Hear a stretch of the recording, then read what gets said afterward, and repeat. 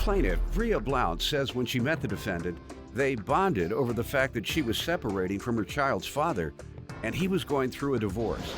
Bria claims she and the defendant became friends with benefits, but she's suing him today for the balance due on a loan and emotional distress.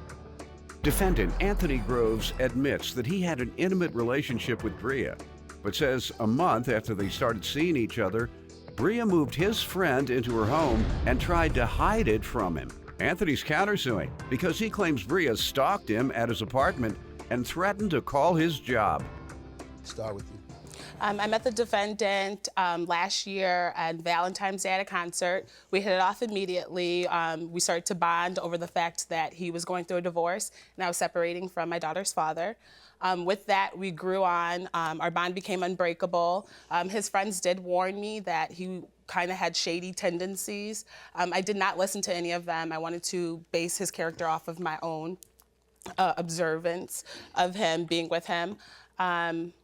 Through that, I noticed like simple little things like him arguing with people over gas money, little simple things that you should just do the kindness of your heart to help a friend out or anything like that. From there, he grew on to be distanced towards me, started to... How long after dating? We were never dating. We were more like friends that grew into benefits, basically. Never went out anywhere? Yeah, we were in public with each other all the time. I mean, to anyone looking on the outside... In public and having sexual relations? Yes, not in public, but,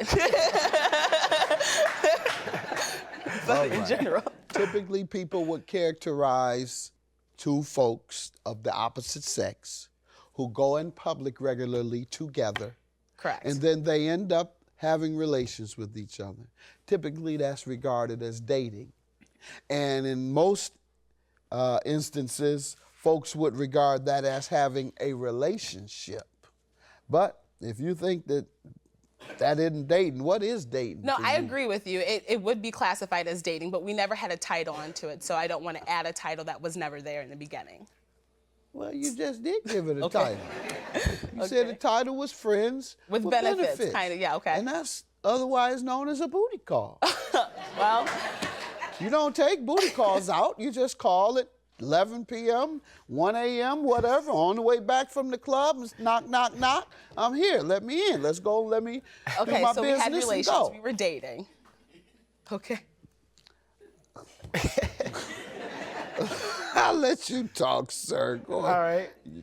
All right. Well, what she's not saying is she's not this innocent person she's portraying herself to be. You know, we did have a little time that we had our intercourse and certain things going on, but she was also talking That's to the one word I was looking for. Thank you. And she was also started talking to one of my friends when me and her took a small break from talking. But what she didn't know is he already told me that he was going to approach her and ask me if it was cool if he could start talking to her since we stopped talking.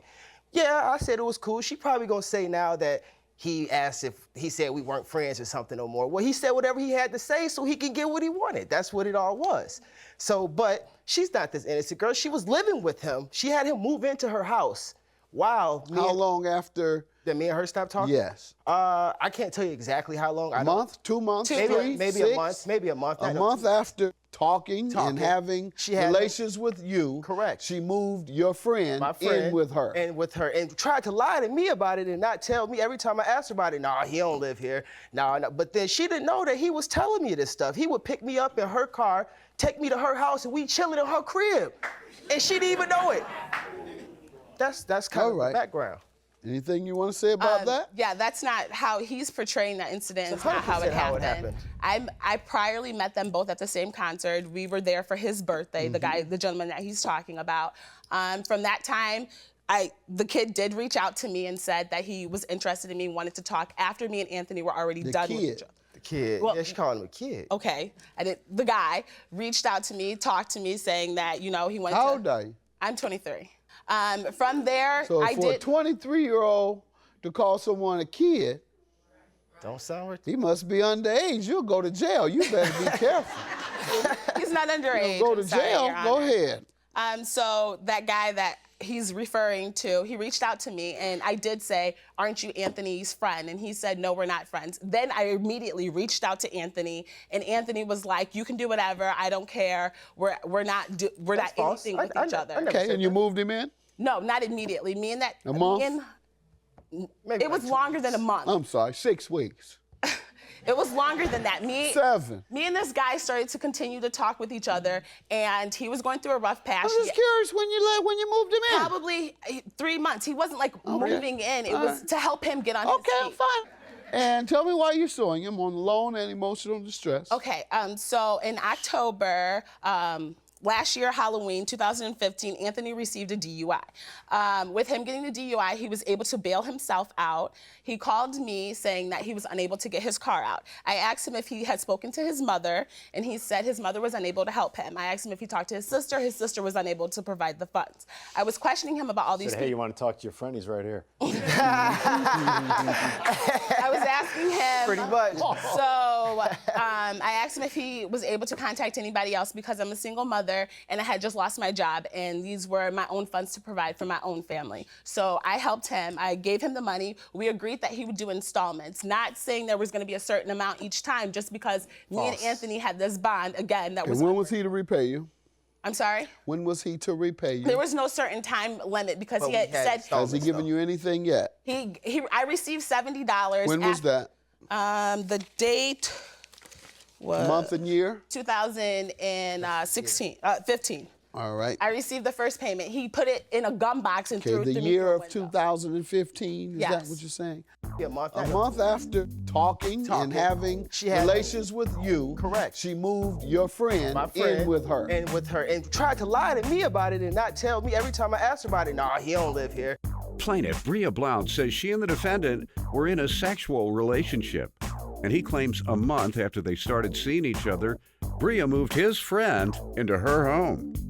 Sir, what do you want to tell me? I don't believe I owe her anything for this money. You know, I called, like she said, everything is true as she asked me, can my mom help me? Can my sister? And I said no. Were you all still seeing each other? At the time? yes.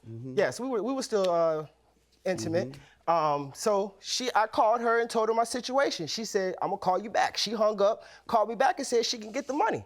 Where you at? I'm gonna come pick you up. She came and got me, and she got the money for me. And that was that. There was no, when you gonna pay me back? How you gonna pay me back? There was nothing like that stipulated at the time. So I thought it was a gift. I took it was a gift. Okay, and the $70? The $70, I gave it to her because she started threatening me, saying she was gonna call my job and tell me about my DUI. So I was trying to keep her quiet. I needed my job. I got 2 kids to support.